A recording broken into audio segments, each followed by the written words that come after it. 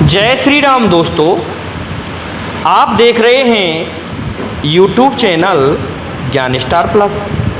तो दोस्तों, आप सभी का हार्दिक स्वागत और अभिनंदन।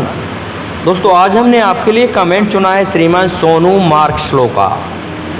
ये इनकी आईडी है, आगे और लिख रहा है कुछ दोस्तों, और ये लिखते हैं कि भगवान राम को कौशलपुर क्या कहते हैं, जबकि सत्यता तो ये है कि भगवान राम क्या कौशलपुर के भी राजा थे। तो इनके इस कमेंट का उत्तर हम खोज रहे हैं। तब तक जो भाई हमारे चैनल पर नए हैं उन भाइयों से मेरा निवेदन है कि वे भाई हमारे चैनल को सब्सक्राइब जरूर कर दें।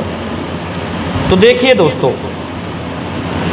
हम जब रामायण उठाकर देखते हैं तो उसमें माता कैकेयी कोंकण प्रदेश की राजकुमारी है, कैकेयी देश की, और शुभलक्षणा इनकी माता का नाम है, और कैकेयी इनके पिताजी का नाम है। इस प्रकार से इनका वर्णन मिलता है। लेकिन भगवान राम की जो माता है कौशल्या, उनका वर्णन नहीं मिलता है। जैसा कि आप सभी को विदित है कि माता कौशल्या आदिति का अवतार थी। तो माता कौशल्या के माता पिता कौन थे? माता कौशल्या के माता पिता महाराज कौशल थे, और इनकी माता का नाम अमृत प्रभा था। ये महाराज महाकौशल के राजा थे, जिनका नाम सुकौशल था या कौशल था। ये महाकौशल इनकी राजधानी थी। तो महाकौशल या कौशलपुर जो प्रदेश था, उसका वर्णन विद्वानों ने अलग अलग तरह से किया है। वर्तमान में ये प्रदेश छत्तीसगढ़ और मध्य प्रदेश में है। कुछ एक जगह ये वर्णन किया है कि भाई तमिलनाडु क्षेत्र इनका ही था। हो सकता है मध्य प्रदेश से उनका राज तमिलनाडु तक विस्तृत होगा। तो होता क्या है, जब महाराज सुकौशल उस समय के दक्षिणी भारत के महानतम राजाओं में से थे, और कभी भी ये सहन नहीं करना चाहते थे क्योंकि उनका राज्य स्वतंत्र था। उस समय महाराज दशरथ दिग्विजय के लिए निकले हुए थे। महाराज दशरथ का पत्र जब महाराज सुकौशल के पास पहुंचा तो उन्होंने उस पत्र को पढ़ा। इससे वहां पर क्रोध वाली स्थिति, भयानक स्थिति उत्पन्न हो जाती है, और महाराज दशरथ और सुकौशल के बीच में युद्ध होता है। भयंकर युद्ध हुआ दोस्तों। अंत में महाराज सुकौशल परास्त हो गए थे, हार मान ली थी। तो उन्होंने, महाराज दशरथ ने उनके राज्य को नहीं छीना था, बल्कि ये कहा था कि आप केवल हमारी अधीनता स्वीकार कर लें, नहीं तो फिर भी आप स्वतंत्र रह सकते हैं। हमने युद्ध इस नीति से नहीं किया है। इस बात से महाराज सुकौशल प्रसन्न होते हैं और मित्रता का हाथ बढ़ाते हैं, और अपनी पुत्री कौशल्या का विवाह महाराज दशरथ के साथ करने के लिए कहते हैं। तो महाराज दशरथ के साथ में कौशल्या और सुमित्रा का विवाह हो जाता है। अब बात आती है, क्या महाराज सुकौशल के कोई उत्तराधिकारी था? दोस्तों, महाराज सुकौशल के कोई भी पुत्र पुत्री केवल कौशल्या और सुमित्रा को छोड़ के दूसरा कोई नहीं था। उत्तराधिकारी हुआ ही नहीं था। इस कारण से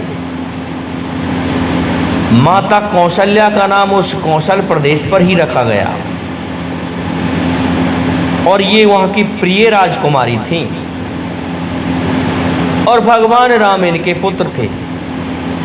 इसलिए ननिहाल का जो राज्य था भगवान श्री राम को विरासत में मिला था, नाना की विरासत थी। इस कारण से महाराज राम, भगवान श्री राम कौशलपुर के राजा कहलाए। अब बात आती है दोस्तों, भगवान श्री राम को कौशलपुर का राजा तो कह दिया। रामायण में एक चौपाई आई है कि प्रवेश नगर कीजे सब काजा, हृदय राख कौशलपुर राजा। दोस्तों, महाराज दशरथ ने तो अपना राज्य दिया नहीं था उस समय तक, लेकिन भगवान राम कौशलपुर के राजा क्यों हो गए? क्योंकि कौशलपुर का जो राज था वह तो उनको विरासत में पहले ही प्राप्त हो चुका था। महाराज दशरथ का राज नहीं था, वह उनके नाना का राज्य था।